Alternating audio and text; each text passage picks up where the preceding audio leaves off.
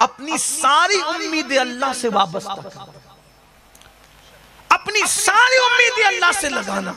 سرکار غوث اعظم کی نصیحتیں قیمتی، لیکن میں یہ عرض کرنا چاہتا ہوں، حضور غوث الثقلین شیخ عبد القادر جیلانی جب اس شان سے دنیا سے گئے، 40 سال تک عشاء کے وضو سے فجر پڑھنے والی ہستی، تو جو لوگ جمعہ بھی نہیں پڑھتا ان کی تکلیف کیا ہوگی؟ جو جمعہ کی 2 رکعت پڑھ کے بھاگ جاتے ان کی تکلیف کیا ہوگی؟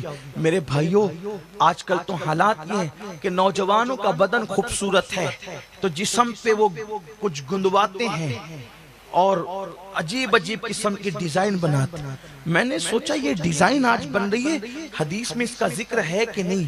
تو علامہ سید محمد ابن عبد الرسول برزنجی کی کتاب جب میں نے اٹھا کے دیکھی تو انہوں نے لکھا کہ قیامت کی نشانیوں میں سے ایک نشانی ہے کہ لوگ اپنے جسم پر گندوائیں گے، اور سب سے زیادہ عذاب اللہ اگر کسی پہ کرے گا وہ تو ایک بے نمازی ہوگا، اور دوسرا اپنے جسم پر گندوانے والا۔ ٹیٹو بنانا جس کو کہتے ہیں آپ اپنی زبان میں، اس کو حدیث میں گندوانا کہا گیا کہ اپنے جسم پہ گندوائیں۔ حدیث میں آج لوگ کر رہے ہیں 1450 سال پہلے۔ اللہ کے رسول علیہ السلام نے فرمایا قیامت کے قریب لوگوں کا یہ حال ہوگا کہ لوگ جسم پر جو ہے گندوائیں گے، جس کو آپ نے نام بدل کر انگریزی میں کہتے ہو، اللہ کے رسول علیہ السلام کی حدیث کا ترجمہ اردو میں کیا گیا ہے کہ جو لوگ اپنے جسم پہ گندوائیں گے۔ دیکھو اللہ اکبر، ایسا نہ کرو، اس لیے کہ ہم میں سے کسی کا بھی وجود اللہ کے عذاب کو برداشت کرنے کی طاقت نہیں رکھتا۔ اللہ کے رسول علیہ السلام فرماتے ہیں جہنم میں ایک وادی ہے، اس وادی کا حال یہ ہے کہ ایک دن میں 5 مرتبہ جہنم اس سے پناہ مانگتا ہے۔ جہنم بھی ایک دن میں 5 بار اس سے پناہ مانگتا ہے، اور اس کی گرمی اور حرارت کا عالم یہ ہے۔ قرۃ العیون کے اندر اس کو فقی لکھتے ہیں، کیا لکھتے ہیں؟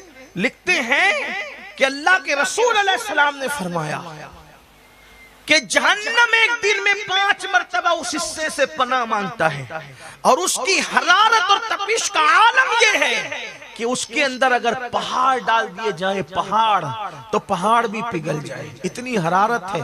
وہ پوچھا گیا کہ اس میں کون ڈالا جائے گا جس میں پہاڑ پگھل جائیں گے؟ اس جہنم کے حصے میں کون جائے گا جس سے جہنم بھی دن میں 5 بار پناہ مانگتا ہے؟ تو فرمایا 2 لوگ جائیں گے، ایک تو حرام کھانے والا اور دوسرا نمازوں کو چھوڑنے والا۔ حرام لقمہ کھانے والا، نماز، دیکھو کتنے حلال کھا رہے ہیں۔ حرام صرف وہ نہیں، بیاج کا، سود کا، یہ صرف حرام نہیں ہے، یہ تو حرام ہے ہی ہے، بہت بدترین درجے کا حرام ہے۔ جو جھوٹ بول کے کماتے وہ بھی حرام ہے، جو جھوٹی قسم دے کر کماتے وہ بھی حرام ہے، جو دھوکہ دے کے کماتے وہ بھی حرام ہے۔ اس لیے بلکہ یہاں تک فرمایا 1 درہم جس نے حرام کا کھایا وہ بھی اسی حصے میں داخل کیا جائے۔ 1 درہم کی بات، 1 درہم، 1 درہم، اب درہم نہیں ہوتا، اس دور کے درہم کی بات کی۔ 1 درہم جس نے کھایا وہ جہنم کے اس حصے میں ڈالا جائے گا جس میں پہاڑ پگھل جائیں گے۔ ہے طاقت اللہ کے عذاب کو برداشت کرنے کی، ہے طاقت اللہ کے عذاب کو برداشت کرنے کی، ہے قوت، کیوں نہیں منا لیتے اللہ کو؟ کیوں نہیں راضی کر لیتے اللہ کو؟ کیوں نہیں توبہ کر لیتے اللہ کی بارگاہ میں؟ کیوں نہیں پلٹ جاتے اللہ کی بارگاہ میں؟ اولیاء اللہ کی ارشادات، ان کی کرامات، ان کے فضائل، ان کے مناقب سننے کے باوجود بھی بدلتے نہیں۔ یاد رکھنا، اگر نہیں بدلتے ایک جملہ ہمیشہ دل پہ لکھ لینا، جو کسی کو دیکھ کر عبرت حاصل کر لے، جو کسی کو دیکھ کر عبرت حاصل کر لے وہ لوگوں کے لیے مثال بن جاتا ہے، اور اگر وہ عبرت حاصل نہ کرے تو پھر وہ لوگوں کے لیے عبرت بن جاتا ہے۔ لوگوں کے لیے مثال بنو، عبرت نہ بنو۔ اللہ ہم سب کو سیدھے راستے پہ چلنے کی توفیق عطا کریں۔